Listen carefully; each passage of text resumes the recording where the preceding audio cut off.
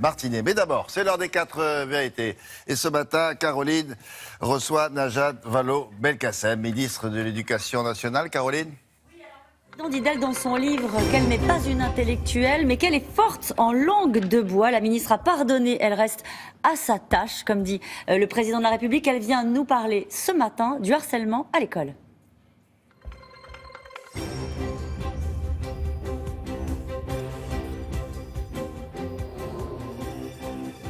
Bonjour Najat Vallaud-Belkacem. Bonjour. Qui peut encore sauver François Hollande ? Bon, d'abord, je vous invite à lire le livre. Je l'ai lu. Parce qu'il est beaucoup plus intéressant et instructif lorsqu'on le lit que quand on le commente sans l'avoir lu. Pour revenir à François Hollande, il est dans une situation assez particulière. C'est-à-dire qu'il n'est pas encore candidat, il ne s'est pas encore déclaré candidat. Le temps de la campagne n'est pas venu. Et donc, il concentre les critiques sans toujours être en situation de répondre. Et pendant ce temps-là, vous avez des candidats déclarés, eux, qui font campagne en promettant des temps meilleurs sans rien assumer de leur bilan. Et je parle de ceux qui sont à droite comme de ceux qui sont à gauche. Donc c'est une situation qui changera le jour où le statut de François Hollande changera et qu'il sera candidat et qu'il pourra confronter. Et que les Français pourront voir la différence et comparer les projets de gauche et les projets de droite. Je ne trouve pas la réponse à la question sur qui peut sauver François Hollande. Ça veut dire François Hollande lui-même, oui. Le jour où il entrera en campagne ? Absolument, voilà, c'est la réponse. Moi, j'estime que les choses vont changer le jour où la campagne va commencer parce que ça permettra aux Français d'y voir très clair, tout simplement. C'est intéressant parce que ça veut dire que vous n'avez aucun doute, vous, sur le fait qu'il soit candidat. Ça vous arrive de lire les enquêtes d'opinion, y compris concernant les sympathisants socialistes. On voit qu'il y a un décrochage, en particulier depuis les confidences accordées dans ce livre par François Hollande. Vous avez des doutes parfois sur le fait qu'il soit le meilleur pour porter les couleurs du socialisme ? Ou jamais ? On peut penser ce qu'on veut du calendrier que le président de la République s'est fixé, de sa volonté de faire connaître sa candidature le plus tardivement possible. On peut en penser ce qu'on veut. Mais à partir du moment où ce calendrier a été décidé, respectons le président de la République et son calendrier. Cela ne signifie pas pour autant que ne s'est pas développé ces derniers temps, en effet, une espèce de politique fiction dans ce vide parce que aujourd'hui nous n'avons pas encore de candidat officiel. Mais c'est une situation, encore une fois, qui est amenée à s'arrêter très vite. Et honnêtement, moi, je souhaite aussi que nous soyons tous cohérents et que nous consacrions beaucoup de temps et d'énergie à défendre le bilan de ce quinquennat pour lequel nous n'avons même pas besoin particulièrement de voir le président se mobiliser. Lorsqu'il se mobilisera comme candidat, ce sera pour porter un projet pour la suite. Mais ça ne nous empêche pas, nous, déjà, de parler du bilan. On va parler du bilan et du harcèlement qui est votre actualité. Mais j'ai quand même une dernière question. Manuel Valls a-t-il eu raison de parler de la honte, les mots sont forts, des militants socialistes et de sa colère concernant ce livre-là que visiblement vous avez apprécié ? La politique fiction que j'évoquais tout à l'heure, dans ce moment qui est un moment de flottement, conduit certains à pouvoir avoir des états d'âme. Je ne vais pas vous dire le contraire. Simplement, c'est à nous, je pense, par cette cohérence, par cette solidité aussi, de lever ces états d'âme. Et s'agissant de Manuel Valls, moi, je ne veux pas lui faire dire ce qu'il ne dit pas. Je ne lui fais pas l'injure d'avoir un agenda caché ou une tentation de déloyauté, parce que ce que j'ai constaté jusqu'à présent venant de lui, ça a toujours été la loyauté, la solidité, la cohérence. Est-ce qu'il y a des forces dans votre camp qui souhaitent empêcher le président de se présenter ? Pas que je connaisse, non. Bon, on passe au harcèlement. Stop au harcèlement, c'est la deuxième journée nationale contre le harcèlement, avec cette année la volonté de lutter contre le cyberharcèlement sur les réseaux sociaux. Vous visez qui dans cette communication en priorité ? Les victimes, les harceleurs, les profs ? D'abord, c'est la deuxième journée nationale de lutte contre le harcèlement. Pourquoi c'était important d'avoir des journées nationales ? J'en ai décidé l'année dernière. Parce que ce sujet du harcèlement est tellement complexe, il concerne tellement d'enfants autour de nous, qu'on ne peut pas se contenter de dire c'est au sein de la classe que le sujet doit être réglé ou au sein de l'école. Il faut que tous les acteurs, tous les adultes qui entourent l'enfant soient vigilants sur le sujet. Et donc l'année dernière, ça avait bien marché. Et lors de la journée nationale du mois de novembre passé, on avait vu une explosion du nombre de signalements au numéro vert, qui, je le rappelle, est le 30-20 par an. Si vous en avez besoin, c'est le 30-20 qu'il faut appeler.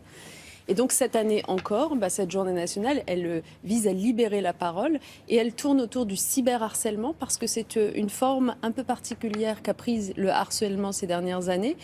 qui est d'une particulière violence, puisque en fait l'enfant n'est jamais tranquille. Le cyberharcèlement le poursuit même quand il a refermé la porte de sa chambre. Il ne peut pas se dire ça y est, j'ai quitté l'école, je suis... Non. Et donc c'est pour cette raison-là, il faut faire prendre conscience déjà aux auteurs de cyberharcèlement, qui parfois sont vos gamins ou les miens, qui ne se rendent pas compte de ce qu'ils font, de la gravité des insultes, des injures, des appels au meurtre parfois même sur Internet. Et puis, bien sûr, protéger les victimes. Au lycée du Pays de Condé, à Condé-sur-l'Escaut, c'est dans le Nord, il y a des enseignants qui s'étaient mis en grève pour dénoncer le harcèlement d'un élève par des camarades. Ils craignent aujourd'hui une sanction, une retenue sur leur salaire après le constat d'absence établi à leur encontre. Est-ce qu'il faut protéger les lanceurs d'alerte et qu'est-ce que vous allez faire pour ces enseignants-là ? Alors, au lycée de Condé, les faits de harcèlement étaient assez durs, assez violents. D'ailleurs, les jeunes auteurs ont été mis en examen. Donc, il y a une procédure judiciaire qui a été engagée. Ils ont bien entendu été expulsés, exclus de l'établissement scolaire. Et la situation aujourd'hui est rétablie. Moi, j'insiste sur le fait que le harcèlement, il n'y a pas de fatalité au harcèlement. Il y a la nécessité de le traiter très vite, notamment par le chef d'établissement, l'équipe pédagogique. Et pour ça, le ministère, notamment depuis 2 ans, démultiplie les outils, les protocoles pour savoir comment agir, comment parler aux enfants pour libérer la parole, quelles sanctions prendre, etc. Donc il y a cette nécessité-là dans l'établissement scolaire, mais aussi au niveau de la justice, le harcèlement, ça se traite. C'est-à-dire qu'il faut porter plainte ? Eh ben, il ne faut pas hésiter, lorsque les faits sont graves, et c'est parce que vous évoquez Condé que j'y pense, à porter plainte, parce que reconnaître le calvaire de la victime, c'est parfois aussi un passage pour que la victime puisse se reconstruire. Qu'est-ce que vous faites pour ces profs-là ? Alors les professeurs, je vous dis, la situation s'est rétablie. Vous évoquez le fait que pendant un temps... En gros, ils ont fait grève parce qu'ils ont été lanceurs d'alerte et qu'ils ont alerté leur hiérarchie sur un cas de harcèlement et on leur dit retenue sur salaire, sanction. Non, alors non, je vous rassure, il n'est aucunement question de faire une retenue sur salaire. D'ailleurs, je suis intervenue dans cette affaire pour lever ce type de décision. La question s'était posée parce que le mode d'action choisi par les professeurs était le droit de retrait. Et le droit de retrait, normalement, s'utilise en cas de danger imminent. Enfin, c'est un peu particulier, mais en tout état de cause, je suis intervenue dans cette affaire et on ne leur a pas prélevé sur salaire. Une question plus personnelle. Vous avez, été parfois victime de harcèlement sur les réseaux sociaux, avec des propos extrêmement durs à votre rencontre. Est-ce que vous avez eu la tentation, à un moment donné, de dire stop, de porter plainte ? Alors moi je porte plainte lorsque c'est l'institution scolaire qui est visée, plus que ma personne. Parce que si c'était quand ma personne est visée, honnêtement j'y passerais à peu près toute la journée. Mais je pense que vous en faites l'expérience aussi. C'est pas si grave au fond, c'est ça ? Non, c'est très grave évidemment, mais c'est pas la même chose quand une femme politique ou peut-être une journaliste, j'imagine, s'en prend plein la poire sur les réseaux sociaux que quand c'est un gamin de 15 ans...